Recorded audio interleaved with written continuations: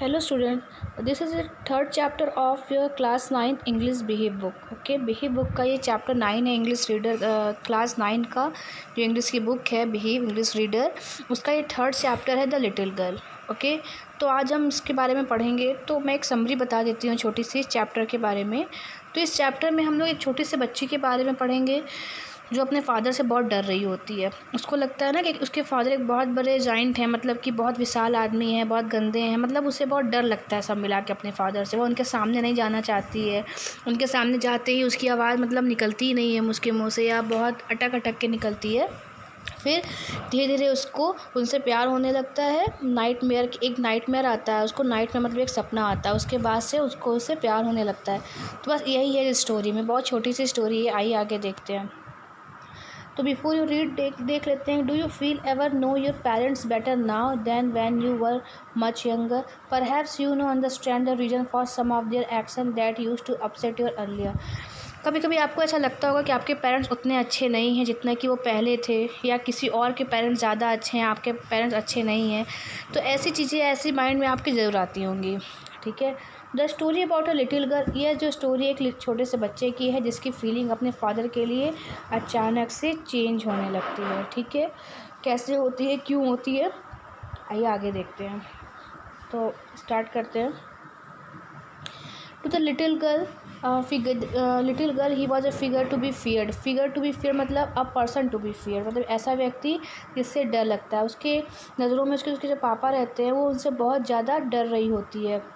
मतलब कहने का एक every morning before going to work, प्रतिदिन उसके पापा जब काम पे जाने लगते थे ऑफिस, तो उसके रूम में जाते थे, उसे कैजुअल किस करते थे और गुड बाय बोल के चले जाते थे. और जैसे जैसे वो जाते थे तो उनको जाता हुआ देख के, मतलब जब वो सीढ़ियों से जाते थे और उनके कदमों की आवाज़ उसको आती थी तो उनको जाता हुआ देख के वो काफ़ी खुश हो जाती थी और चैन की सांस लेती थी.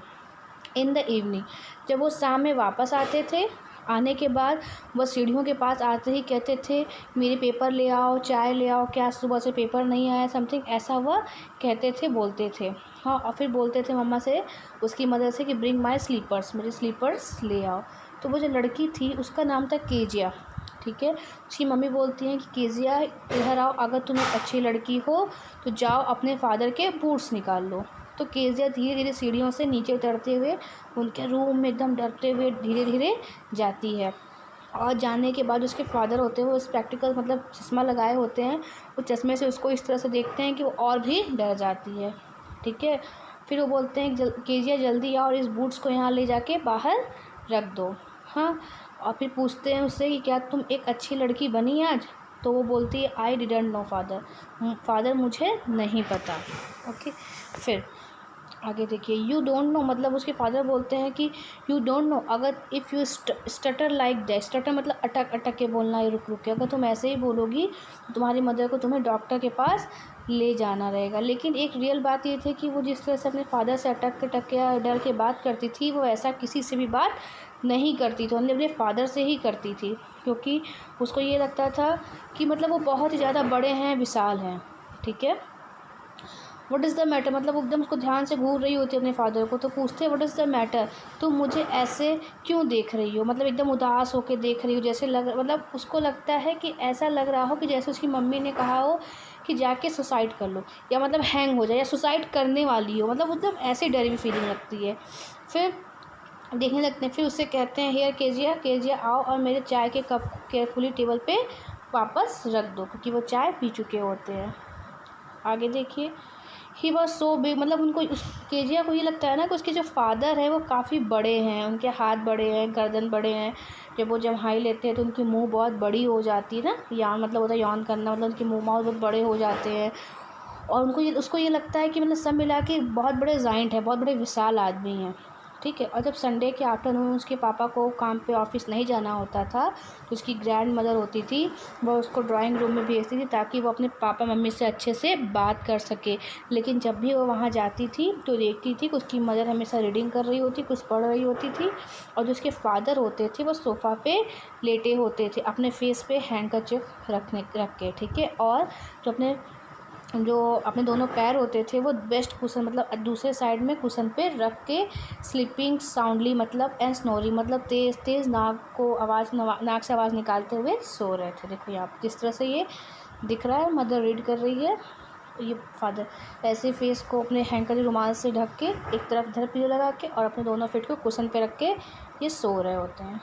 ओके, आगे देखिए।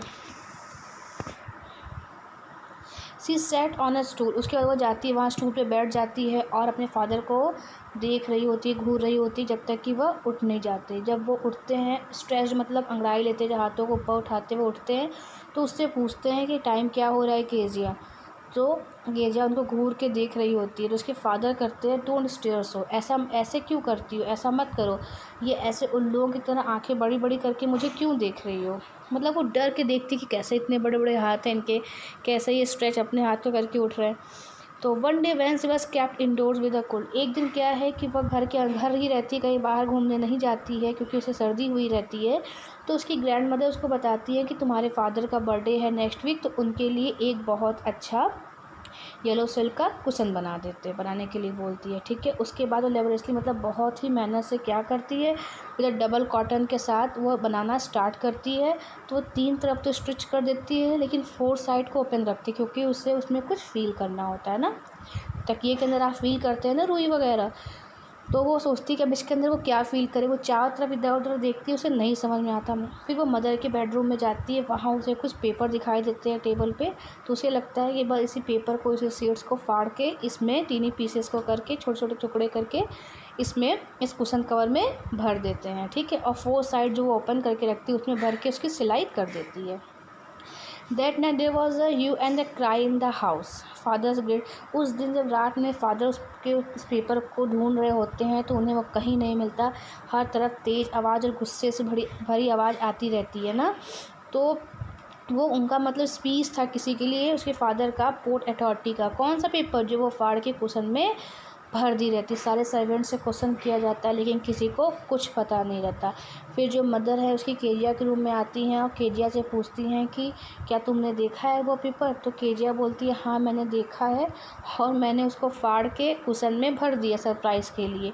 उसकी मदर बोलती है व्हाट, गुस्से में, और फिर उसको क्या करती हैं पकड़ के मतलब ज़बरदस्ती उसके हाथ को पकड़ के तुरंत कहती हैं चलो फादर के सामने चलो, फादर के पास चलो ड्राइंग रूम में, और लेके आती जहाँ उसके फादर टू एंड फ्रो मतलब एकदम गुस्से में रहते हैं। ठीक है, और मदर जो है उसको सारी बातें उसके फादर को एक्सप्लेन करती हैं, और एक्सप्लेन करने के बाद जब उससे पूछते हैं क्या तुमने ऐसा किया, डिड यू डू दैट, तो वो डरते हुए बोलती है नो नो नो, सी विस्पर, मतलब उसको बहुत डर लगने लगता है कि अब उसे पिटाई होगी, उसे मार पड़ेगी, तो डर रही होती है। लेकिन मदर जो रहती है उसकी वो सारी बातें एक्सप्लेन कर देती है उसके फादर को। फिर वो लड़की अपने रूम में वापस आ जाती है तुरंत ही दौड़ के। ओके, फिर देखिए फिर क्या होता है। कि फिर वो आने के बाद बहुत रो रही होती है अपने रूम में जाने के बाद। ठीक है, और शाम का समय होता है, तो जो शाम के समय जो धूप होती है, उसमें शैडो बनता है उस लड़की का, उसमें बहुत उदास और परेशान दिखती है। ठीक, उसी समय उसके फादर उसके कमरे में आते हैं रूलर लेके हाथ में, मतलब कि स्टिक लेके आते हैं और बोलते हैं कि मैं तुम्हारी पिटाई करूँगा इसके लिए जो तुमने आज किया। और वो डर के मारे अपने हाथों को बेड क्लो जो चादर होती है उसमें वो छिपा लेती है और एक साइड में खड़ी हो जाती है। और उसके बाद क्या करते हैं, उसके फादर कहते हैं हाथ आगे करो, मैं तुम्हें मारने के लिए उससे हाथ आगे करते हैं। ठीक है, और फिर वो बताने लगती, थोड़ा एक्सप्लेन करती है कि but it was for your birthday, लेकिन मैंने ऐसा आपके बर्थडे के लिए किया। लेकिन उसके फादर उसकी बात नहीं सुनते और वो ना अच्छे से एक्सप्लेन कर पाती है।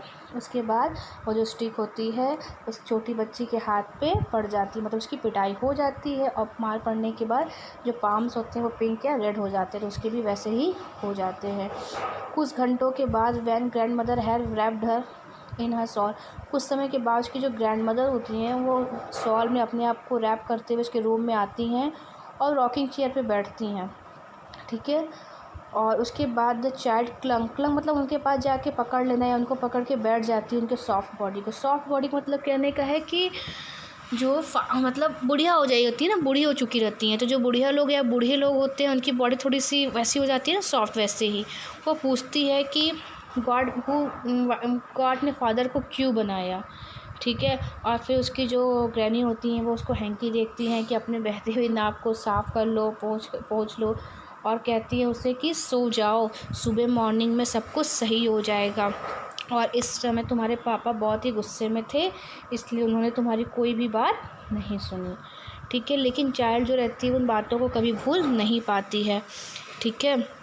और जैसे ही नेक्स्ट टाइम अपने पापा को देखती है, अपने दोनों हाथ पीछे कर लेती है, क्योंकि उसको लगता है उसके पापा उसकी फिर पिटाई करेंगे। लेकिन जब जब वो देखती है तब तो वो ऐसा ही करती है, और उसके जो चिक्स होते हैं वो कैसे हो जाते हैं, रेड कलर के। ठीक। फिर उसके पड़ोस में एक फैमिली रहती है, मैकडॉनल्ड्स। तो उन्होंने 5 बच्चे होते हैं। वो देखती है कि वो पूरे टाइम वो अपने बच्चों के साथ खेल रहे होते हैं, काफ़ी इंजॉय कर रहे होते हैं। ठीक है। तो अभी फिगर दिखाऊंगी मैं किस तरह से वो इंजॉय कर रहे होते हैं। मतलब एक बच्चा उनके गोद में होता है, 2 बच्चे उनके हैंड को 2 लिटिल गर्ल्स उनके हाथ को पकड़ रही होती हैं, और एक बच्चे को अपने कंधे पे, शोल्डर पे बैठाए होते हैं। ठीक है। तो बच्चों के साथ खेल रहे होते हैं, तो उसको देख के काफ़ी अच्छा लगता है कि उसके फादर तो ये कभी ऐसा नहीं करते। और वो डिसाइड करती है और सोचती है कि फ़ादर भी 2 टाइप्स के होते हैं, मतलब डिफरेंट सॉर्ट्स होते हैं, सबके फादर अलग अलग होते हैं। ठीक है। फिर एक दिन क्या होता है कि उसकी मम्मा बीमार हो जाती हैं, और ग्रैंड मदर और मम्मी कहाँ चली जाती हैं, हॉस्पिटल चली जाती है। उसके बाद उस दिन वो छोटी जो लड़की होती है वो घर में अकेले होती है। एलिस द कुक का नाम उसका रहता है, एलिस जो कुक रहती है खाना बनाने वाली, उसके साथ वो अकेली रहती है। मतलब फादर भी रहते हैं उसके घर में, लेकिन फादर से वो डर रही होती है। तो that was all right in the day time. यहाँ पे है कि दिन में तो सब सही रहता है, लेकिन देखिए जैसे बच्चे खेल रहे हैं ना, मैकडॉनल्ड्स के बाद जो उसके नेबर होते हैं पड़ोसी, तो उसको ये देख के बहुत अच्छा लगता है। देखिए यहाँ से देख रही होती है, उसके घर के पास में होता है, या फेंच लगा होता है लकड़ी जैसा, तो वो देख रही होती है। ठीक है। फिर देखिए, but while Alice was putting her to bed she grew suddenly afraidly. वो एलिस उससे कहती है कि सो जाओ, डरो मत। और फिर भी वो सोचती है कि अगर मुझे रात में नाइट मेयर आए, तो नाइट में मतलब बुरे गंदे सपने आए, तो मैं क्या करूँगी। और जब ग्रैनी होती है मेरे पास, तो मुझे वो अपने पास अपने बेड पे सुला देती हैं। लेकिन आज तो मम्मी भी नहीं है, ग्रैनी भी नहीं है, फिर क्या होगा। मैं डार्क के अंधेरे में नहीं रह सकती। वो अपने से ही, और वहाँ पे जो एलिस रहती है उससे बोलती हैं। फिर उसको एलिस समझाती है कि सो जाओ, कुछ भी नहीं होगा, सॉक्स रिमूव करके सो जाओ, और नहीं तो तुम्हारे पापा जग जाएंगे। फिर देखिए यहाँ पे है, बट द सेम, वही उसको पुराने सपने जो हमेशा आते थे कि एक बुचर है। बुचर मतलब जो एनिमल्स को काटने वाला, कटाई कर, उसको कसाई बोलते हैं। जो मतलब मीट वगैरह सेल करते हैं ना काट के, उनको बोलते हैं। तो उसे लगता है कि एक बुचर आया है उसके सपने में, नाइफ़ लिया हुआ है, रोप लिया हुआ है, एक रस्सी और चाकू लिया हुआ है, जो उसके पास बहुत पास स्माइल करते हुए आ रहा है। ठीक है। एंड वह कुछ मूव नहीं, इधर उधर मूव नहीं कर सकती, बस चुपचाप एक ही जगह पे खड़ी है, क्राइंग आउट ग्रैंड माँ। और तेज़ तेज़ से ग्रैंड माँ चिल्ला रही होती है, सी वॉक्स इवनिंग टू सी। और जैसे उसकी आँख खुलती है तो वो देखती है कि उसके सामने, उसके बगल में, मतलब बेड के बगल में फादर खड़े होते हैं उसके कैंडल को लिए हुए, और पूछते हैं कि व्हाट इज़ मैटर, क्या मैटर है बताओ। तो अब बूचर ना, तो उसको ये लगता है कि एक बूचर आया है नाइफ लेके, है ना। और वो फिर वो सोचने लगती है, फिर कहती है कि मुझे ग्रैनी के पास जाना है, वन ग्रैनी। और फिर उसके बाद वो कैंडल को बुझा देते हैं, और एक छोटी सी बच्ची को अपने गोद में लेके अपने बड़े से बेडरूम में वापस आते हैं। तो जहाँ पे अपन वो सोए रहते, उसके बगल में वो न्यूज़पेपर रखे होते हैं, लेकिन बेड से वहाँ से वो न्यूज़पेपर को हटाते हैं, और केयरफुली उसको, उस बच्चे को अपने बगल में बेडरूम में अपने बेड पे सुला देते हैं। ठीक है ना, ले डाउन बिसाइड हर। और लेकिन फिर भी वो लड़की आधा ही सोई रहती है, आधा भी वो जगी रहती है। उसे डर लगता है कि, मतलब उसे अभी भी समझ में आता है कि मुझे स्माइल कर रहा है, उसको दिखाई देता है ऐसा ही। फिर वो अपने फादर के और क्लोज आती है, और उनको एकदम टाइटली उनके शर्ट को पकड़ लेती है। फिर देखिए यहाँ पे है ना, स्पेलिंग टग्ड अब मतलब होता है कवर करना नाइसली, बेड पे एकदम नाइसली कवर करना। अपने फादर को कवर कर लेती है। फिर देखो, फिर ये क्या है कि then the dark did not matter seal, जब वो फादर के पास कस के चली जाती है, पकड़ लेती है, तो उसको भी लगता है कि डार्क मैटर नहीं करता, मतलब उसको अंधेरा दिखाई नहीं देता, उसे अब डर नहीं लगता है। इस स्नगल्ड का देखिए, moved into a warm comfortable position, मतलब किसी के साथ सोना है, किसी को पकड़ के इस तरह से सोना कि लगे कि जैसे बहुत कंफर्टेबल पोजीशन में हो। ठीक है। पोजीशन लगे जैसे कि आप बहुत डर रहे हो, लेकिन किसी को फिर रात में आप पकड़ लो, किसी के साथ जाके सो, तो आपको डर नहीं लगता, उसी को बोला गया है। ठीक है। फिर उसके बाद फादर बोलते हैं कि अब रब योर फीट, अपने फीट को मेरे मतलब अपने पैरों को मेरे पैरों में रख दो, तुम्हें अच्छा लगेगा, तुम्हें गर्माहट मिलेगी और तुम्हें अच्छा मिलेगा। टायर्ड आउट, उसके जो फादर होते हैं वो काफ़ी थके हुए होते हैं, इसलिए वो छोटी सी बच्ची के सोने के पहले ही सो जाते हैं। अब फ़नी फीलिंग कम ओवर हर, उसके बाद उसको फीलिंग आती है, मतलब फिर वो भी धीरे धीरे सो जाती है और फिर उससे धीरे धीरे फीलिंग आती है कि जो ये पापा हैं वो इतने भी बड़े नहीं हैं, ना ही इतने बुरे हैं जितना कि वह सोचती है। हाँ, वो ग्रैंड मदर से ज़्यादा हार्डर है, मतलब ज़्यादा उनका हैंड वगैरह थोड़ा हार्ड है, लेकिन ये जो हार्डनेस है ये अच्छा है। ठीक है। और कहते हैं कि प्रतिदिन वह काम करने के लिए जाते हैं, रोज़ वो हार्ड वर्क करते हैं ना, इसीलिए वो मिस्टर मैकडॉनल्ड नहीं बन सकते, मतलब वो उसके साथ खेल नहीं सकते। फिर सोचती है हाँ, गलती तो मेरी भी थी ना, मैंने उनकी ब्यूटीफुल राइटिंग जो लिखे हुए थे मैंने उसको फाड़ दिया था। तो वो सोच के बहुत अफसोस करती है और फिर ऐसे ही सोई रहती है। फिर व्हाट्स द मैटर, आग हर फादर अनदर ड्रीम, उसके फादर मतलब फिर तब तक सुबह हो जाती है, उसके फादर भी उठ जाते हैं और वह फिर से सपने में बड़बड़ा रही होती, नींद में होती है। तो उसके फादर पूछते हैं क्या मैटर है, उसके फादर बोलते हैं फिर से दूसरा सपना देखा। तो वो बोलती है ओह सेड द लिटिल गर्ल, बोलती ओह माई हेड्स ऑन योर हेड, वो बोलती है कि जो मेरे हेड था, मेरा जो सिर था वो आपके हार्ट पे था, मतलब दिल पे सीने पे सिर रख के मैं सोई हुई थी और I can hear it going, और मैं आपके हार्ट बीट को सुन रही थी। What a big heart you have got, कितना बड़ा दिल आपको मिला है। मतलब कि उसके पापा बड़े होते हैं ना, मतलब पापा लोग की हाइट होती है, तो उसको ये कहती है कि मैंने क्या किया था, मैंने आपके हार्ट पे मतलब मैं आपके चेस्ट पे सिर रख के मैं सोई थी और मुझे मतलब बताती कि आपका बिग हार्ट मतलब आपका हार्ट बहुत बड़ा है, कितना बड़ा हार्ट आपको मैं कितनी बड़ी दिल आपको मिला है, जिससे जितनी तेज़ तेज़ धड़कन की आवाज़ उसको सुनाई दे रही होती है। ठीक, बस इतना ये स्टोरी है बेटा, ये कंप्लीट हो गया यहाँ पे। तो ये स्टोरी जो लिखे हैं वो है कैथरीन मैन्सफील्ड ने लिखा है। तो स्टोरी छोटी थी, अच्छी थी। आई होप आपने एंजॉय किया होगा। In next video we will discuss exercise. Okay, bye bye.